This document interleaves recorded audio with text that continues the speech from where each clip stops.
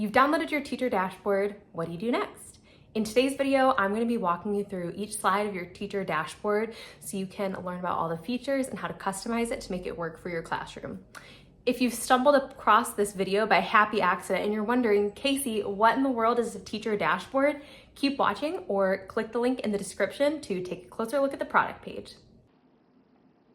When you download your dashboard, you'll get a PDF document to remind you of my terms of use and tell you a little bit more about your dashboard. When you scroll on here to page 4, you can see any color options there are and decide what dashboard do you want to work with. Today I'm going to work in the muted rainbow dashboard. So if you click this area of your document, it will open up a Canva page for you so you can copy your template. I'm logged into my Canva account, so my screen looks a little different than yours, but you'll have a button at the bottom so that you can create your dashboard. Once you make a copy of your template, you will be in your dashboard document. So there will be a quick overview page, and I'm going to go ahead and click on to slide 2, which is my home page. If you notice at the bottom, you can see a preview of upcoming slides, and all of these are titled to help you find what you're looking for. The left side of the screen has all my tabs and bookmarks. So at any time, if you click on the tab and then click the blue link, it will take you to that page. These are already pre-linked for you to use. You can retype any of the text areas, so you can put in your teacher information and then any of the non-bold words on this side of your screen. If you'd like to retitle a section, you can right-click on a heading and unlock. Maybe you would rather this be called Bookmarks, and then it is your choice to leave it unlocked or lock it again. I prefer them locked just so that I'm not rearranging the layout of my page by accident. Let's start going through each of the pages and taking a look at how to edit them. On your bookmark page, I have outlined a few ideas for what bookmarks to save, but once again, all of these are editable. So I would recommend going through and typing in any titles for bookmarks, like your reading curriculum,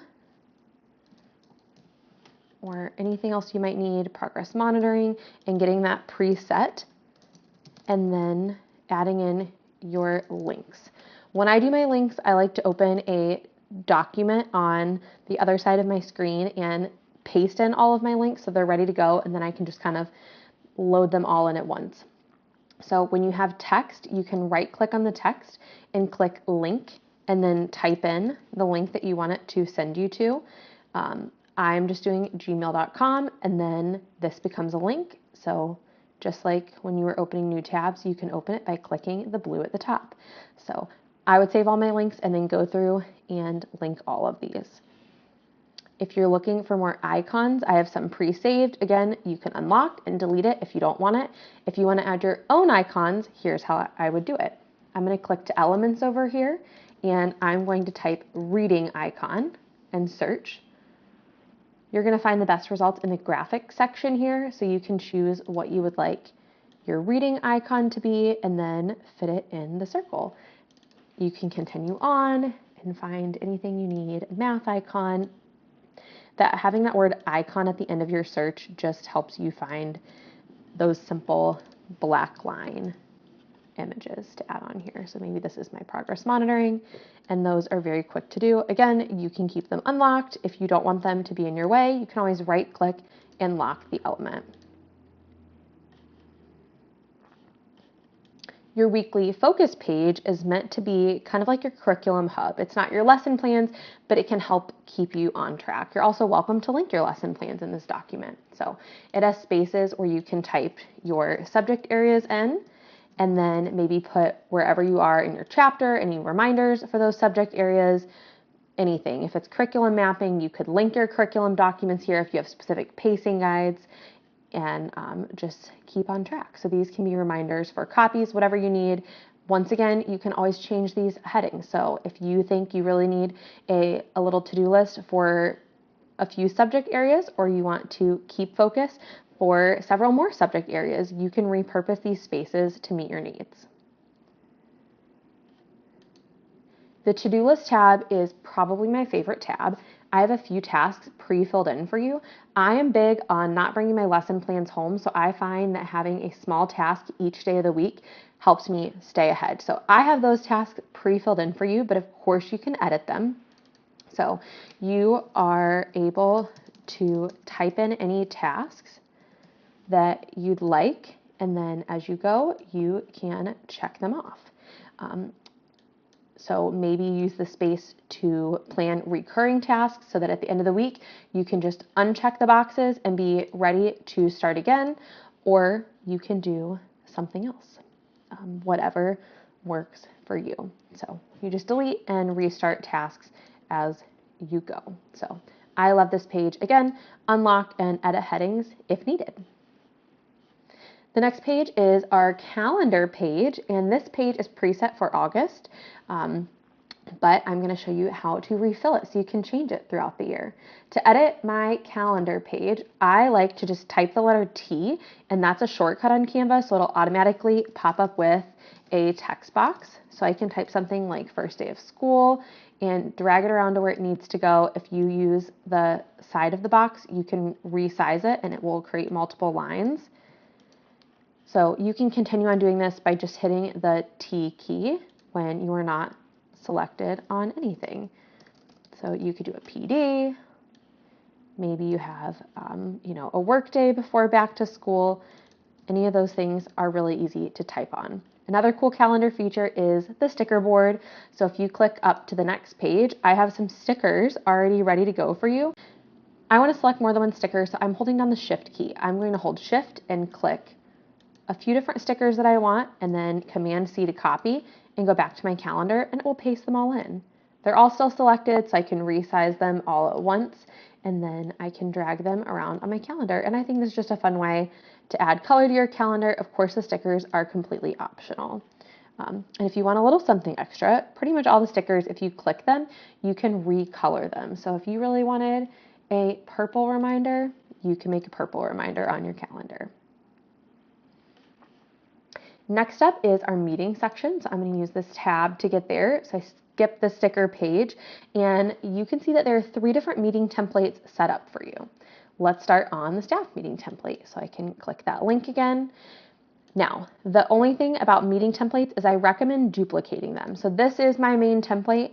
I'm clicked on the page at the bottom, and I'm going to do Command D. You can also click those 3 dots and duplicate. So I'm going to fill in the date up here, and this is going to help me stay organized. I can also title the document down here with the date. This may just help me later find what I need, because when you are on the meeting homepage, anytime you click the staff link, it's going to take you to that blank template, and then any copies you made will be after the blank template. So I'm just in the habit of making a copy of my main template. That way I always have a fresh copy of notes ready to go. And then you can fill in anything you want during your meeting, and it's super easy to come back to.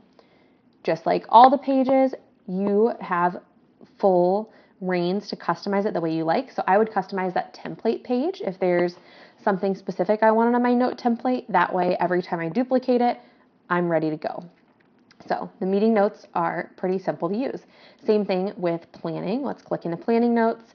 I have some extra spots in here for writing about where you are in your curriculum, who attended your meeting.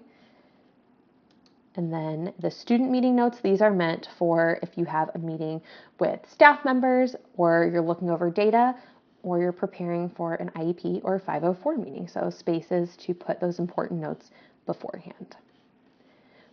All right, following our meeting tab is our ideas tab. So I'm going to click into my ideas tab. This one is like a bulletin board. I feel like it's kind of a brain dump. This is great for being a personal space. If you would like to add in personal pictures to just kind of have it be a comforting page for yourself. If you have ideas that you're saving from Instagram, pop them in here. If you have a brilliant idea for a project, type it on this note page. There are little thumbtacks down here to customize your bulletin board.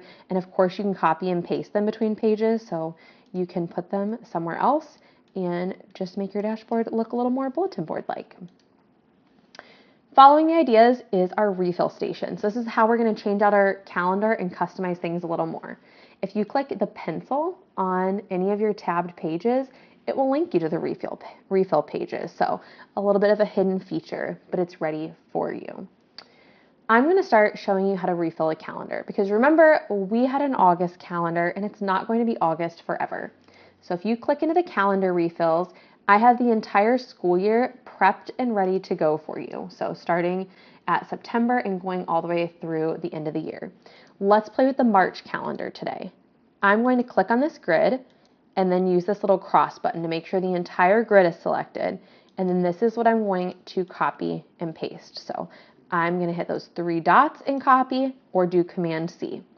Now let's head back to our calendar slide. You can get there through the links or scrolling at the bottom.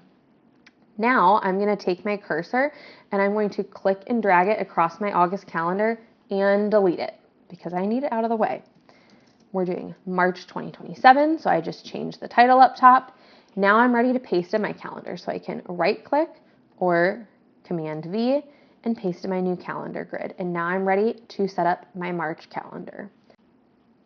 Let's go on back to the refills. We've done a calendar refill. Now let's look at the notes section. When you're in the notes, I have a page for you of just a few other templates that may be useful. If you want to do a habit tracker, this could go on your ideas page. Maybe it takes up a space of your to-do list page, whatever you need. I am going to take my cursor again and click and drag so that I'm selecting the whole thing. You can see it's 2 different pieces so that it's editable. And then you can copy it and paste it where you need it to go. The same goes for the pieces of tape, the extra tab if you wanted to link something else. It is all ready for you to customize. So I've got my habit tracker. Let's put it in the to-do list. I need to unlock some things. So I'm dragging and I'm going to unlock this section and then delete these pieces. So it's a little bit of a workout because you have several pieces to unlock, but it's not so bad. So I deleted my next week and I'm going to paste in my habit tracker and I can pull it down to this space and then use the corners to resize it and just fit it in there. And then of course you can update the colors if you need to too. So maybe my habit is drinking water. I can fill that in and then check it off as the month goes on.